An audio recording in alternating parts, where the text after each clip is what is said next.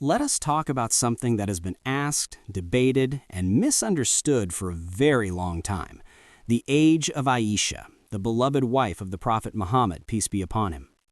You have probably heard it before. Someone says, the Prophet married a 6-year-old. Maybe you've heard this from critics of Islam. Maybe you've heard it from friends who are confused. Maybe you've read it online and felt something in your heart that did not sit right. Today, we're going to look at what history actually says. Not just one story, not just one narration, but all of the evidence. And we're going to do it with honesty, with respect, and with a simple goal: to find the truth. Let us begin with what most people know. There is a famous narration in Sahih al-Bukhari, one of the most trusted collections of Hadith. In this narration, Aisha herself says that she was 6 years old when she was married to the Prophet and 9 when the marriage was consummated.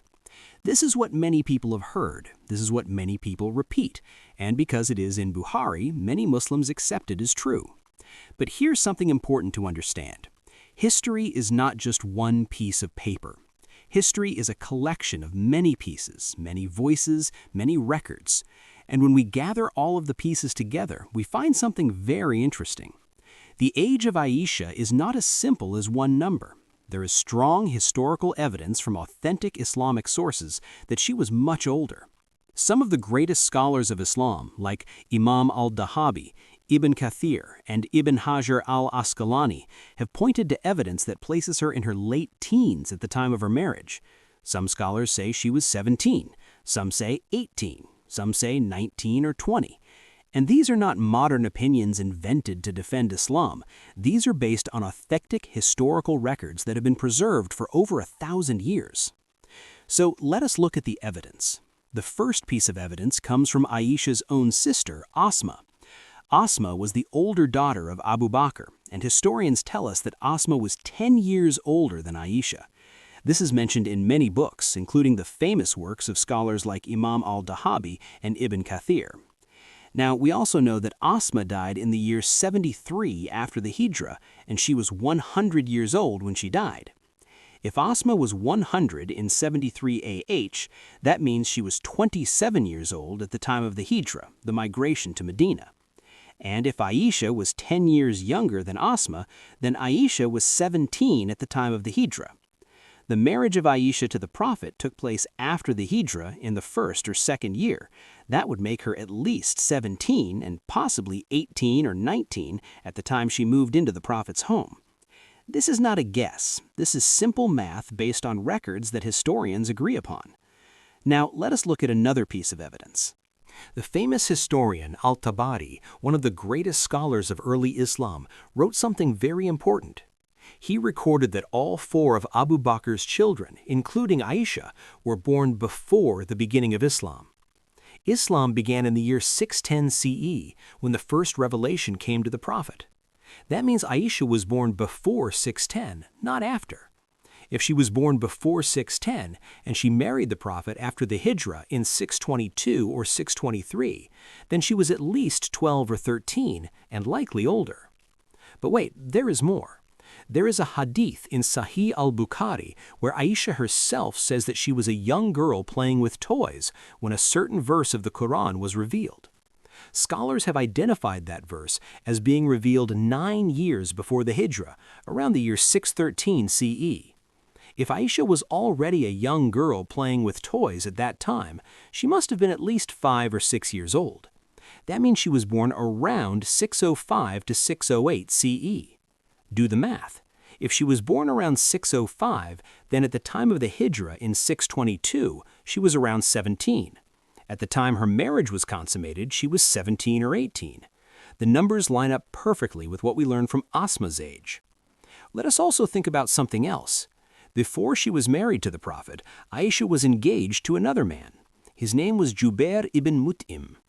This engagement was arranged by her father, Abu Bakr, and it was broken off when Abu Bakr accepted Islam, and Jubair's family, who were not Muslim, ended the engagement. This is important because it tells us something. Aisha was already considered old enough to be engaged before she was ever betrothed to the Prophet, and this engagement happened years before the Hijrah. If she was only 6 when she married the Prophet, she would have been even younger when she was engaged to Jubair. But no one at that time objected. No one said she was too young. Because she was not. She was of marriageable age by the standards of her society. Now let us look at what might be the most powerful piece of evidence: the silence of the enemies. The opponents of the prophet, peace be upon him, were not shy. They called him a liar. They called him a magician. They called him a madman. They composed poetry mocking him. They threw filth on his back while he prayed. They boycotted his tribe for years. They plotted to assassinate him. They did everything in their power to destroy his reputation and stop his message. But here's the thing. Not once, not a single time, did any of them say anything about Aisha's age. Think about that. If the prophet had married a 6-year-old, would not his enemies have shouted this from every corner of Mecca? Would they not have used this to humiliate him, to turn people against him, to say, "This man claims to be a prophet and he marries a child"? There is no record of any such criticism, not from the Quraysh in Mecca, not from the Jews in Medina, not from the hypocrites, not from anyone, because there was nothing to criticize. By the standards of 7th century Arabia, this was a normal marriage between two consenting people. Aisha was of marriageable age, and everyone who lived at that time knew it. And let us be honest with ourselves. The way we think about age today, with birth certificates, with age of consent laws, with childhood as a protected period of life, is not the way people thought about it 1400 years ago. In the 7th century, there were no birth certificates. There were no schools with grade levels. People did not celebrate birthdays the way we do. A person was considered ready for marriage when they reached puberty, when they were physically mature. This was not unique to Arabia. It was the norm across the world. In Europe, for centuries, girls as young as 12 were married. King John of England married a 12-year-old bride when he was 33. In Scotland, the age of consent for girls was 12 until 1929. In many American states, there was no minimum age for marriage with parental consent well into the 20th century. Even today, in some parts of America, child marriage is still legal. More than 200,000 children were married in the United States between 2000 and 2015. This is not to excuse anything. It is to remind us that we cannot judge history by our own standards. We have to understand the world as it was, not as we wish it had been. And if we are going to apply modern standards to history, we would have to condemn nearly every civilization that came before us. That is not scholarship. That is agenda. Now, some of you might be wondering, if there is so much evidence that Aisha was older, why do so many people still say she was 9? The answer is simple. The narration in Sahih al-Bukhari is well known, and many people have never looked beyond it. They assume that if it is in Bukhari, it must be the final word. But scholars have noticed something important about that narration. It mostly comes from one narrator, a man named Hisham ibn Urwa. Hisham was a reliable scholar, no doubt, but he narrated this hadith late in his life, after he moved from Medina to Iraq, and scholars of hadith have noted that when Hisham was in Iraq, his memory was not as sharp as it had been in his younger years in Medina. Other students who heard the same hadith from him in Medina did not report it the same way. Some reported it with different numbers, some reported it with different details. This does not mean the hadith is false or that Bukhari made a mistake, but it does mean we have to weigh this one narration against the other historical evidence. The evidence from Asma's age, from Al-Tabari's records, from the timing of Quranic revelations, from the silence of the enemies, all of which points to a different conclusion. When we look at all the evidence together, the picture is clear. Aisha was not a child. She was a young woman. So what is the truth? The truth is that we cannot know Aisha's exact age with 100% certainty.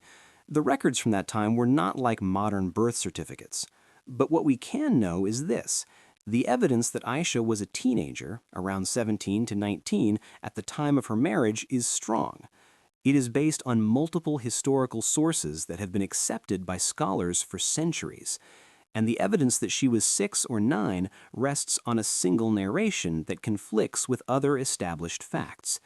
When we look at all the evidence together, the picture becomes clear. Aisha was not a child. She was a young woman. She was intelligent, strong-willed, and fully capable of consent. She was a scholar, a teacher, and a leader. She lived for 44 years after the Prophet, and she became one of the greatest sources of Islamic knowledge in history. She narrated over 2,000 hadith. She taught men and women about the Quran, about law, about medicine, about poetry. She led an army. She was a judge. She was a mufti. This is not the life of a victim. This is the life of a woman of strength, wisdom, and courage. And this is what matters most. When people attack the Prophet by talking about Aisha's age, we have to ask ourselves honestly, what is the real motivation? Most of the time, it is not about protecting young girls. It is about attacking Islam. It is about discrediting the man who brought the message of mercy to the world. And we, as people who love the Prophet, have a responsibility. We cannot respond with anger. Anger does not convince anyone. We cannot respond with denial. Denial makes us look weak. We have to respond with knowledge, with the truth. And the truth is that the marriage of the Prophet and Aisha was not what the critics imagine. It was a marriage of love, of respect, of partnership. Aisha was not a victim. She was a choice. She was a young woman who came from a noble family, who was engaged before, who entered this marriage with full awareness. And what came out of that marriage? One of the greatest scholars in human history, a woman who narrated over 2,000 sayings of the Prophet, a woman who taught the greatest men of her generation, a woman who led, who judged, who shaped the course of Islamic knowledge. The Prophet and Aisha raced each other. They laughed together. He would drink from a cup and give it to her so she could drink from the same spot. He would lay his head in her lap and recite Quran. He would wait for her to finish her business before leaving on a journey. This was a marriage of companionship, of intimacy, of love.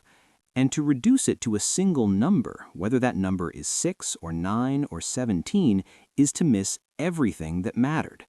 The Prophet did not harm Aisha.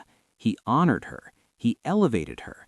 And she spent the rest of her long life honoring him back, teaching the world about his mercy, his kindness, his gentleness. That is the truth, and that is what we should remember.